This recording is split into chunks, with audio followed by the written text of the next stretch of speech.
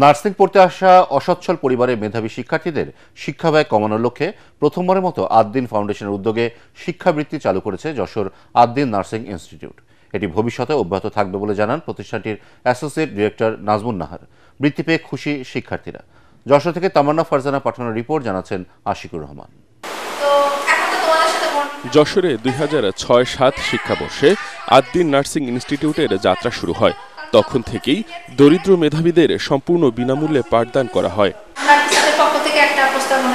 5% অসচ্ছল ও মেধাবী ছাত্রীকে বিনা খরচে পড়ার সুযোগ দেওয়ার সরকারি নির্দেশনা রয়েছে।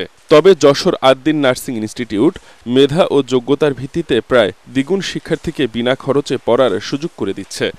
এর পাশাপাশি অসচ্ছল মেধাবীদের পড়ার সুযোগ করে দিতে এবছর থেকে শিক্ষাবৃত্তি চালু করেছে প্রতিষ্ঠানটি।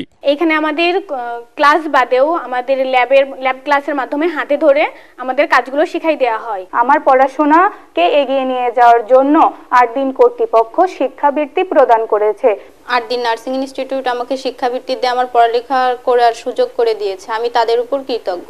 দরিদ্র অসচ্ছল শিক্ষার্থীদের পরিবারের আর্থিক অবস্থা যাচাই বাছাইয়ের মাধ্যমে তাদেরকে এই বৃত্তির আওতায় আনা হয়েছে বলে জানান আদ্দিন নার্সিং ইনস্টিটিউটের অধ্যক্ষ। সকলগুলো যাচাই বাছাই করে যারা সত্যিকারের দারিদ্র তাদেরকেই আমরা আলহামদুলিল্লাহ দেওয়ার মতো ব্যবস্থা করছি। 4 দশকের বেশি সময় ধরে আদ্দিন ফাউন্ডেশন সমাজের অসহায় এবং সুবিধা বঞ্চিত মানুষের সেবায় কাজ করে যাচ্ছে। তারই ধারাবাহিকতায় এই উদ্যোগ বলে জানালেন প্রতিষ্ঠানটির অ্যাসোসিয়েট ডিরেক্টর নাজমুন নাহার। দরিদ্র পরিবার থেকে মেধাবী শিক্ষার্থীদেরকে বাছাই করে এনে আমরা তাদের শিক্ষাবৃত্তি প্রদান করেছি। প্রথম ও দ্বিতীয় বর্ষের মোট 6 জন শিক্ষার্থীকে এই শিক্ষাবৃত্তি দেয়া হয়েছে। এবছর আদ্দিন ফাউন্ডেশন মোট 6 লাখ টাকার শিক্ষাবৃত্তি দিয়েছে।